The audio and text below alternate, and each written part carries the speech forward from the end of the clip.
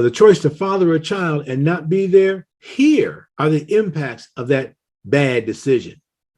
70% of the prisoners grew up without a father in the home. Today's focus, we're going to talk about the impact of a bad decision. Recently, a pastor of a very, very large church apologized for teaching a particular doctrine for over 30 years. The impact of his decision to teach this particular doctrine put people in bondage rather than freedom. Of the many decisions we make each day, I like to believe most of them are good. But I want us to think about those decisions we make, which not only could, but will have a life-altering impact for good or bad. Often, the biggest factor when we make a bad decision is made when we're blinded by selfishness to the truth. So let's go back to the beginning where we see this first played out. That's in Genesis chapter 1, verse 27. So God created man in his own image. In the image of God, he created him, male and female, he created them. God blessed them to be fruitful and multiply and fill the earth and subdue it, and rule over the fish of the sea and over the birds of the sky and over every living thing that moves on the earth. Yahweh gave those first humans a provision. He blessed them that they would be successful and prosperous in what he's calling them to do. He gave them a purpose. They were going to be fruitful. They were going to multiply, fill the earth, and then subdue it, and then subdue it. And the plan was they would rule over the fish of the sea, over the birds of the sky, and over every living creature or thing that moves on the surface of the earth. One thing Yahweh placed in Adam that was passed on to the rest of humanity was an ability. This particular ability was so great, it has the power to change lives, change the lives of those around us, change our lives, and change the direction toward our destiny. This power, and you have it, is the power to choose.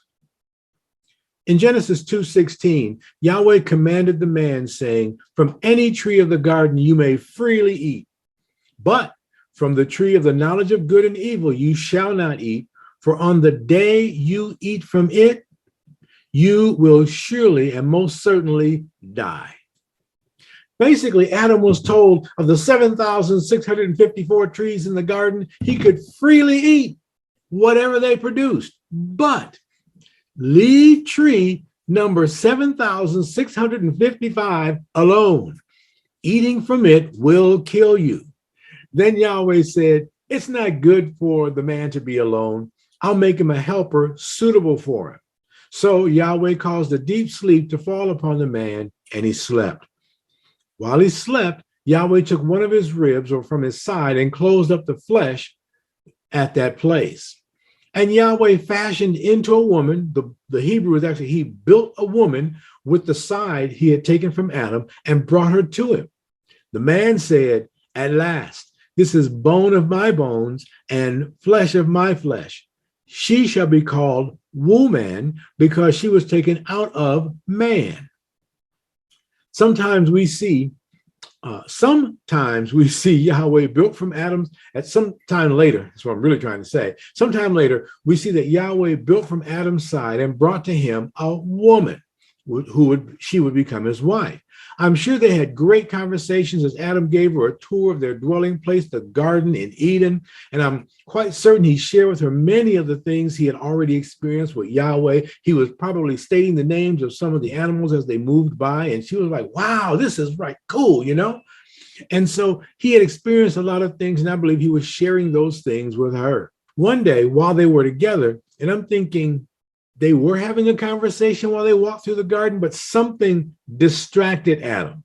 And while Adam was distracted, Eve was talking to one of the creatures in the garden. It was a serpent. And here's what Genesis 3:1-7, this is according to that passage, an abbreviated version, but it says, "Now the serpent was more crafty than any beast of the field, which Yahweh had made. And the serpent said to her, has God said, you shall not eat from any tree in the garden?" I just add that in for a special effect, right? She said, from the fruit of the trees of the garden we may eat, but from the fruit of the tree in the middle of the garden or midst of the garden, God has said, you shall not eat from it or touch it, or you will die. The serpent said, you surely will not die. God knows in the day you eat from it, your eyes will be opened and you'll be like God, knowing good and evil. When the woman saw the tree was good for food, a delight to the eyes, and was desirable to make one wise, oh my goodness, she took its fruit and ate it. But the account doesn't stop here. Watch this. She gave it to her husband and he ate. Then their eyes were opened and they knew they were naked. And they sewed fig leaves together and made themselves loincloths or loin coverings. Now, I know some people who go over this passage will say Eve added to the word of God, and that's what one of the things that might have led to her problem. Well, whether he said not to touch it or not, I think it's irrelevant to the fact that she started talking to the serpent. He posed a question and she tried to figure it out on her own. That is a concern for each of us. She was at a crossroad at this point, though. When the serpent said this, do I believe what the man said, Yahweh said, which was not to eat from this particular tree because she had not been built yet or created? Or do I believe the serpent I probably just met? Some people wonder, how can serpents talk? No, that's in the 21st century. How can serpents talk? We weren't back there in the beginning. We don't know exactly what all the animals were able to do. Remember, we've got a man with no education who just named all the animals, and God said, whatever you call them, that's it. We have a man that we have no idea what kind of education or training he had. As far as we know, none. He's now tending the greatest garden or dwelling place on the planet. So we don't know what kind of abilities people and animals had that God gave to them. So a serpent talking, obviously, she didn't take it as being odd. She could have talked directly to Yahweh and asked him, hey, serpent says this ain't true, but you said such and such. Yahweh could have told her about the serpent. But the bigger question for me is, why didn't Adam make the choice to repeat what God said, rebuke the serpent, and move away from the tree, move Eve away from that tree? Okay, there might be three questions, but that's what's on my mind. But don't we fall into the same thinking sometime? What should be a simple, good decision, we make a bad one. It's not about which road looks easier or harder. It should be based on what God has said or not. But because today's focus is on the impact of a bad decision, I need to show you what happened. Later that day, Yahweh was in the garden. Now they heard the sound of Yahweh walking in the garden in the cool of the day, and the man and his wife hid themselves from the presence of Yahweh God among the trees of the garden. Then Yahweh God called to the man and said, where are you? The first impact of a bad decision is it can distance you from the presence of God. I don't say it distanced him from you, but you from him. They had to leave their garden dwelling, tending the earth outside the garden, which would be much different than when they were in the garden a little bit later on. But distance is one of the first things that happens from a bad decision. Second impact of a bad decision is fear. Being naked with his wife wasn't an issue when they were following God's instructions. What I mean here is that they were allowing God to help them discern what was good or what was evil. And at that point in time, being unclothed was not a problem. And they would be able to have continually lived that way for as long as he needed to or wanted them to do that. But after eating whatever that tree produced, people always say an apple. We don't know what the fruit was, and fruit just means whatever was produced by a particular plant or tree. Sadly, through lack of discernment, they chose to hide themselves from the very one who created and poured himself into them. Think back with me for just a moment. The serpent said, God knows, if you eat from this tree, you are going to be like him, knowing good and evil. Wait a minute. We were made in his image and likeness. Adam was able to name animals without being trained, along with tending a garden without being trained. He was given a wife which was suitable for him. I'm so glad that God did not pick an animal. He said, nope, none of these are suitable. Thank you. All of this, you were already like God, but somehow he got in her head. Her thoughts got twisted and skewed, and she thought God was holding out on them. He wasn't. So because they had done something they shouldn't have, fear came in. And we can see this a lot even in children, most often, and sometimes adults. When they do something they know they shouldn't have done, they're looking around to see, did anybody see me do this? Remember when Moses saw an Egyptian beating one of his Hebrew brothers, and he went and took action himself, and he killed the Egyptian and hid him in the sand? And then he was looking around to see, anybody see this? Fear. When we make a bad decision, fear will come about. Third impact of a bad decision, pain. Pain on you and possibly those around you. In this case, the serpent, a curse was pronounced on the serpent. Pain in childbirth for the woman. You all can talk with Eve about that when we see her, ladies. And then there's a curse pronounced on the ground that Adam's body was taken from, and that it wouldn't produce as easily as it had before. 3 impacts that come from a bad decision: distance, fear, and pain. Adam's head apparently wasn't in the game. He was there, but not present. My men, brothers, we are supposed to be God's kingdom men here on the earth. We have to be present when we're present with our families, and our influence at the very least should be somewhat in their thoughts. You know, when you go to a National Football League game, you got 3 people on the field, or 3 teams on the field: the home team, the visiting team, and the officials team, that is the referees. The home team and the visiting team are going against one another, trying to see who's going to get the single victory from that game. But the officials, the referees, are not there for the home team. They're not there for the visiting team. They're not even there for the spectators. They are there because there's this place called the National Football League Commissioner, and he has established some rules for playing the game that these officials need to make sure get enforced. Now, each team has their own playbook, and they can do whatever they want they've written in their playbook until they do something that conflicts with the handbook that the officials are using. When that happens, they come out, they stop the game, and everybody stops. What happened? Who did what? And that's how that's going to go. Well, we, Yahweh's kingdom men, are like those officials. We have our own handbook, and it's called the Bible. And as we see people, believers versus non-believers, in daily activity, we're supposed to really help and encourage believers to walk as they should walk, and invite non-believers to walk in a way that God expects them to do so. But remember, our primary responsibility is to help people in the kingdom to grow, to multiply, to fill it, and learn how to subdue in the areas God has given them. To the non-believer, we are to be pleasant toward them. We are to be helpful and courteous and kind where we can.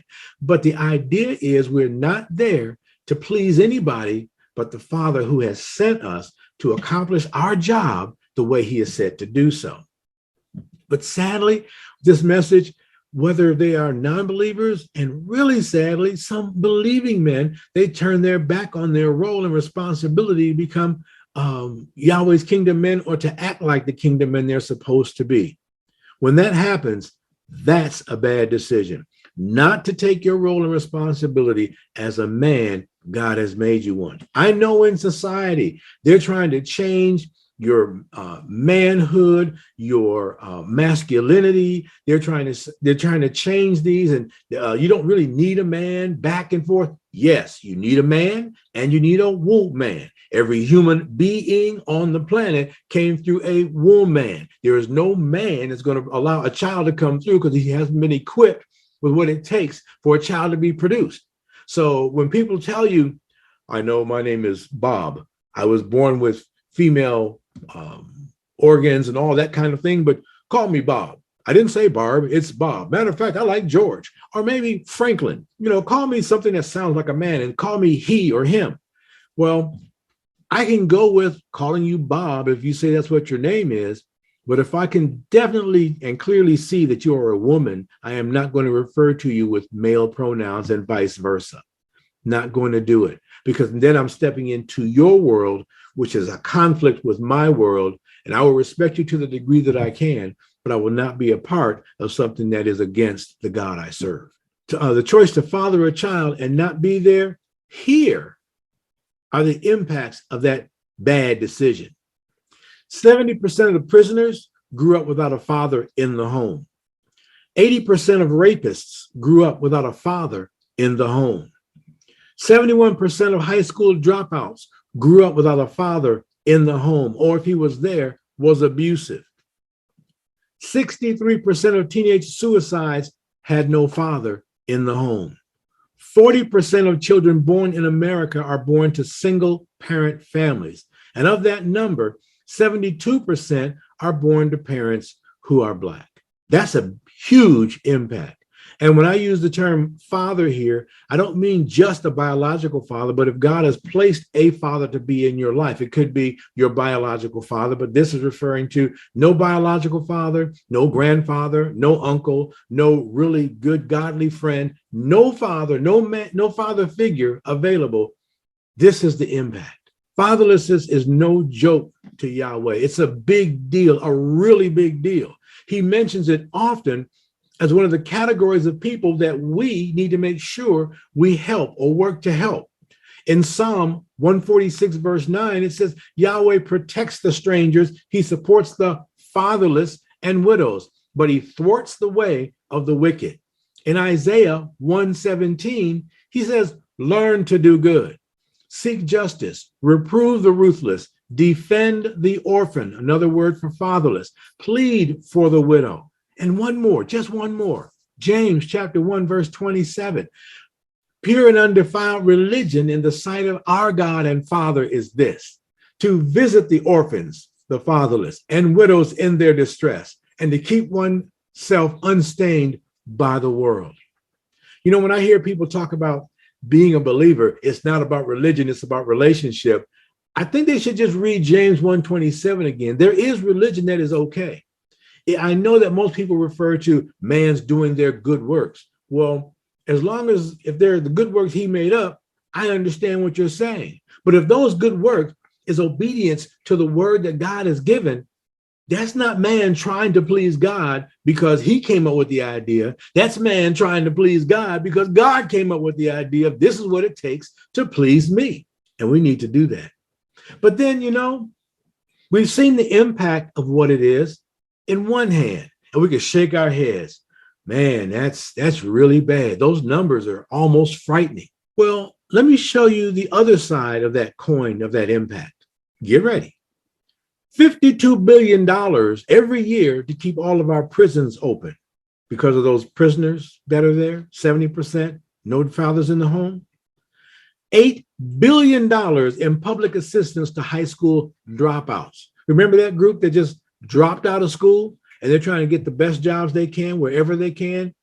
Yeah, well, they're usually going to the Social Security office and trying to get some help and government assistance. And I'm not saying don't give them help, but let's try to really help them get the education and training they need to be self-sufficient when it comes to generating income. But it costs us $8 billion because of that. And it won't stop there. $10 billion to young ladies whose babies' daddies aren't participating in the families they helped to create. 10 billion. Yes, that's billion, not million. $10 billion a year because we're helping people to keep their families, and they need the help. So yes, we need to help them, but we want to try and really get the word out as to here's how you start. Here's God's blueprint for the family. Unless he builds the house, you might as well give it up because you're going to wind up most likely being one of these statistics, and that's very costly. The last one I had to wait so you could take these first three in, but this fourth one, $300 billion a year we pay, the taxpayers pay to lost taxes not paid by those who are high school dropouts.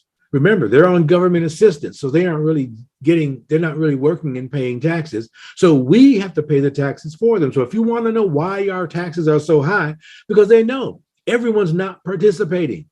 And so the ones who are have to pay more. Wow, the impact of a bad decision. Both Adam, Eve, and the serpent made some very bad decisions on that day. Some say experience is the best teacher. I don't agree with that statement. It reminds me of another one, practice makes perfect. No, it doesn't. Practice makes permanent. If you practice properly, that's good. If you practice improperly, that's not good. So it's not the practice that makes it good, but it's what and how you practice. And as far as experience, an experience from which you don't learn the lesson, it's not a good teacher. An experience doesn't mean only your personal experience. You can learn from the experiences of others. One thing I say is, I don't need to be shot with a firearm to know that's going to be very uncomfortable, painful, hurt. If I see a person pointing a gun at me, I'm a believer. I know I'm protected. I'm a believer. I'm going to trust that I'm protected, but I will definitely try to get out of the line of fire. As I wrap up the lesson, I want you to think of a time you made a bad decision. Yeah. Because we all have in our lives, I don't care if it was 10 years ago, hopefully it wasn't 10 minutes ago, but a bad decision you made. First thing you have to do is you have to own the decision. Yes, that was my choice. That's what I did. I did that. Or I made that choice that led to that or said that. Who did it impact? Was it just you? Or was it someone else in your sphere of influence? Who else did this impact in an adverse way? Thirdly, how does that make you feel? I can't begin to imagine what Eve thought after she gave Adam the fruit. He ate and their eyes opened up. I can't imagine what Adam was thinking when he did not tell his wife to get away from that serpent she was talking to. And the serpent, well, I have to be honest, not really caring how he felt because he shouldn't have tried to deceive Eve, but he had a purpose in mind. And sadly, Eve fell for it. She was deceived by him. There's a man, he's known as a very popular writer, C.S. Lewis. He writes this: you can't go back and change the beginning, but you can start where you are and change the ending. I put it like this: you can't rewrite the past, but you can redirect the future if you're going in the wrong direction and start a new chapter. At Tushiyah Life Ministries, our desire is that you receive and believe the sound wisdom you need for a successful walk. Shalom.